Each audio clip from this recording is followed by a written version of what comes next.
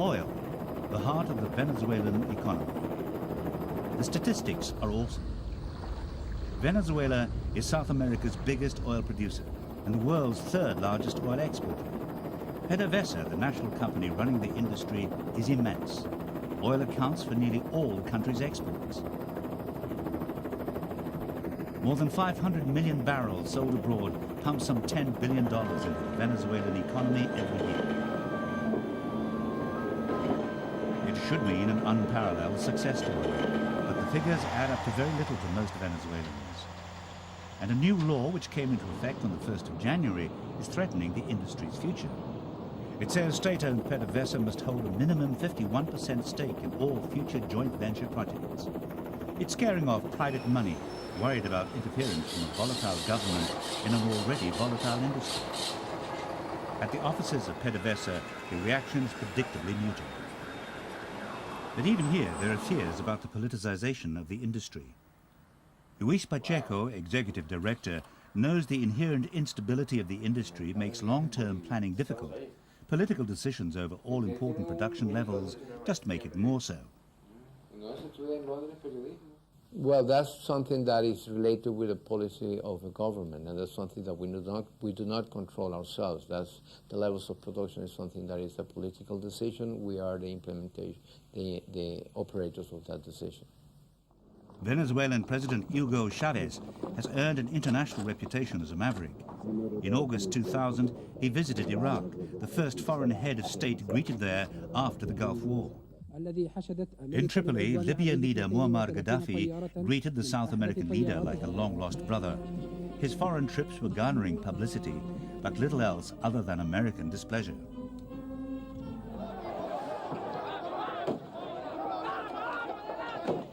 At home, the Chavez Bolivarian revolution has long lost its popular appeal. His reputation has slumped significantly. For the last 3 months, protests have burst out in Caracas. People are angry with 49 laws imposed by the government under special decree. Several people have been injured after being attacked by gangs of Chavez supporters. Venezuelan police fired rubber bullets and tear gas to disperse the groups of pro- and anti-government demonstrators.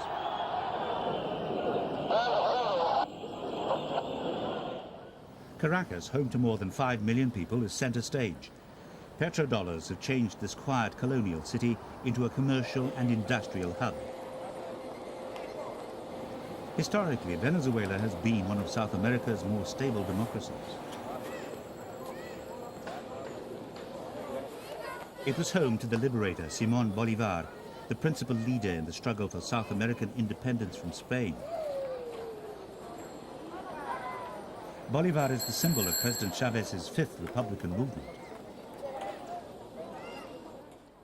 Alfredo Pena, the mayor of Caracas, was once Chavez's closest political ally. Despairing of the president's autocratic style, he has abandoned the government and has become an independent. Now he is one of Chavez's fiercest political enemies. I believe that the problem is that he's lost his mind. Crazy. He's lost his judgment. For example, he thinks that he still maintains 80% of popularity. And it happens that all the opinion polls give him only 15%. He lost his popularity. That is why he uses armed people to stop the opposition from protesting. He has a more radical group used to this kind of street battle. The opposition doesn't have the same resources to pay those people. The majority of them are employed by the government, and the others are common delinquents. We have arrested some of them, and they have a record for robbery and murder. Here in Totare, on the hillsides of Caracas, many residents saw Chavez as the solution to their problems when he was elected 3 years ago. Maria Elba Guevara arrives home from the city after a whole day looking for a job. She had no luck, but she desperately needs it. Like 85% of people, she's living in poverty. No sign of the petrodollars here. At home, her 5 hungry children are waiting for something to eat. The youngest are the priority. To make matters worse, she's a single mother, and there's little enough backup for families in the shanty town anyway.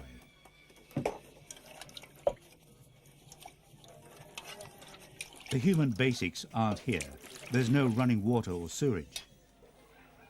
The only one eating today will be the baby. She'll get some reheated cereal.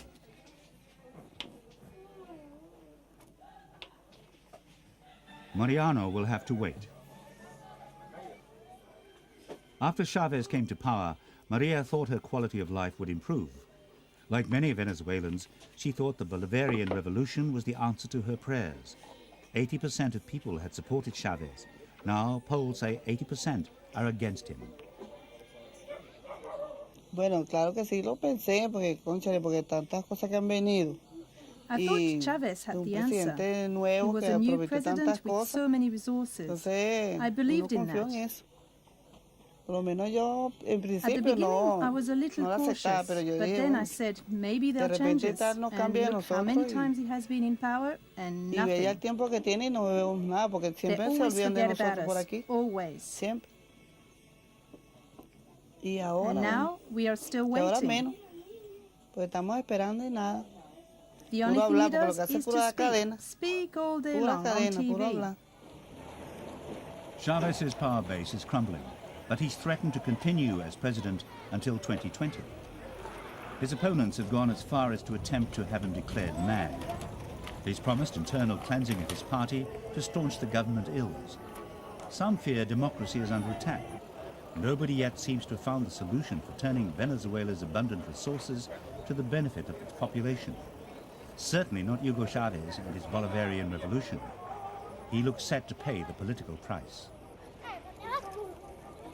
Whatever the political ins and outs, the daily reality for Maria and thousands like her remains eking out a living.